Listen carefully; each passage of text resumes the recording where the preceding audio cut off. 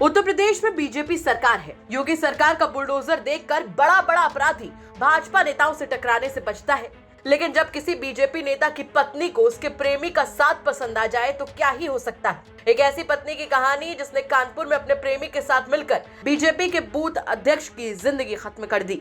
पत्नी पति के कत्ल के लिए इतनी उतावली थी कि उसने प्रेमी को पति के पैर पकड़वाए। उसके बाद में उसने खौफनाक घटना को अंजाम दिया और उसके बाद इस मामले को आत्महत्या से जोड़ने के लिए बॉडी के पास सल्फास की गोलियां डाल दी। दरअसल कानपुर में गोविंद नगर के रहने वाले मुकेश नारंग वार्ड नंबर 14 के बीजेपी के बूथ अध्यक्ष थे।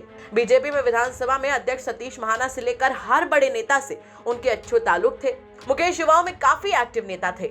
2 साल पहले ही मुकेश ने कौशाम्बी की रहने वाली दिव्या से शादी की थी। 24 नवंबर को मुकेश की बॉडी उनके घर पर मिली। उनकी बॉडी के पास सल्फास की गोलियां पड़ी थी। मौके पर उनकी पत्नी मौजूद नहीं थी। पत्नी का कहना था कि मैं पड़ोस के घर में गई थी, लौट करके अपने देवर के साथ आई तो देखा पति की लाश पड़ी है। पुलिस को भी शुरू में आत्महत्या का मामला लगा, लेकिन मृतक के परिवार वाले और उनके जानने वाले लोग इस बात को मानने के लिए तैयार ही नहीं थे कि मुकेश अपनी जिंदगी को खुद खत्म कर सकते हैं। जिसके बाद में जांच पड़ताल शुरू हुई, पोस्टमार्टम रिपोर्ट आई और उसके बाद धीरे धीरे परत दर परत सब कुछ खुलता चला गया।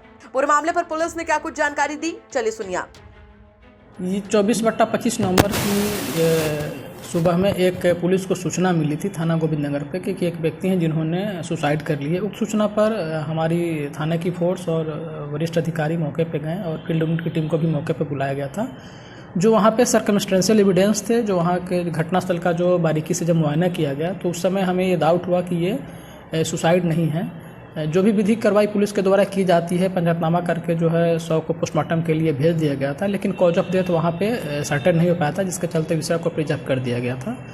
जो मृतक हैं उनकी पत्नी से जो गहन पूछताछ की गई हमारी जो महिला एसआई और महिला कांस्टेबल के द्वारा, तो उनके द्वारा बार बार जो अपने स्टेटमेंट को चेंज किया जा रहा था। उनके भी स्टेटमेंट में विरोधाभास हो रहा था। सुसाइड बताने की? हाँ, वो सुसाइड बता रहे थे। उनके द्वारा बताया गया कि मैं अपने जो है रिश्तेदार के यहाँ चली गई थी तो इनके द्वारा सल्फास की गोली खाकर जो है आत्महत्या कारित कर दिया गया है। इनसे जब पूछताछ की गई थी, कुछ सवाल किए गए और इनके जो मोबाइल जो लिए गए उन दोनों को जब लिया गया देखा गया तो विरोधाभास उत्पन्न हो रहा था। उसके बाद में फिर हम इसमें बारीकी में गए, फिर इनसे जब पूछताछ की गई, जो टेक्निकल चीज़ें हमारे जो इनपुट लगे और लोकल इंटेलिजेंस जो हमारे थे, तो ये इनसे पूछताछ की गई तो इनके द्वारा घटना को कारित होना इन्होंने बताया। इनके द्वारा बताया गया कि इनके जो साथी हैं जो मूल रूप से जनपद जो है कौशाम्बी के रहने वाले, जिसका नाम संजय पाल है, उससे भी गिरफ्तार कर लिया गया। उसके जो मोबाइल जो लिए गए, दोनों के मोबाइल का जब कोरोबोरेशन किया गया तो चीज़ें जो है एकदम क्लियर हो गई।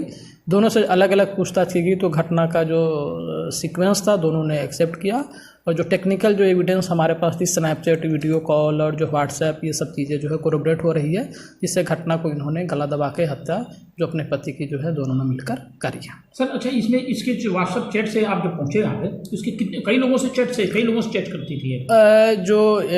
हमने जो स्नैपचैट है, ये जो मृतक हैं उनकी पत्नी है और ये जो व्यक्ति है संजय पाल, इनके स्नैपचैट को देखा गया, डिलीट था और कुछ चीज़ें उसमें थी। तो उसको बाद में जो हमने जो टेक्निकल जो हमारी टीम है उससे जो उसको जब रिकवर कराया गया तो ये चीज़ें जो है क्लियर हो गई।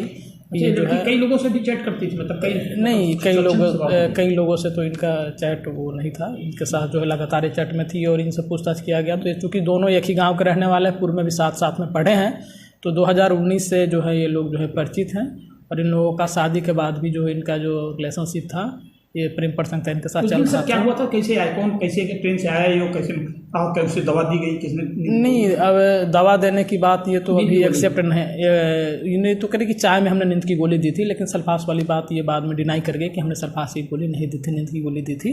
उसके बाद में जो अचेत अवस्था में होगा उसके बाद में जो है दोनों के द्वारा ट्रेन से आया था। हाँ, दोनों के द्वारा जो है गला दबाकर जो है इसकी हत्या कर दी। वहीं हमने आरोपी प्रेमी से भी बात की, वो क्या कुछ कह रहा है वो भी सुनवा देते हैं आपको।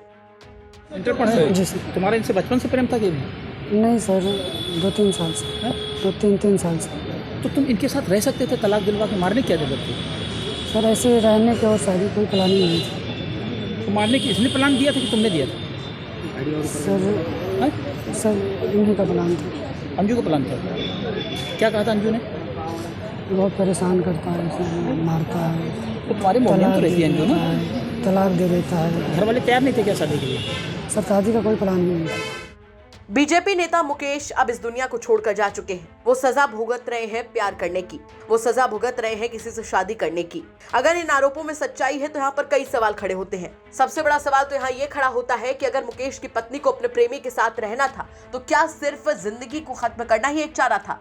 और उससे बड़ा सवाल यहाँ पर यह खड़ा होता है कि जब बीजेपी की सरकार रहते हुए बीजेपी के नेता ही नहीं सुरक्षित हैं, तो आम जनता क्या ही उम्मीद करे? इन तमाम सवालों के साथ आपको छोड़कर जा रहे हैं। साथ ही आपसे ये भी कहना चाहेंगे कि अगर आपके आसपास के इलाके में कोई ऐसी बड़ी घटना होती है जो कि क्राइम की एक बड़ी खबर बन सकती है तो हमें कमेंट करके जरूर बताइएगा। हम उसकी तह तक जाएंगे, उसके बाद में उसे खबर के तौर पर आप तक जरूर पहुंचाएंगे। नमस्कार।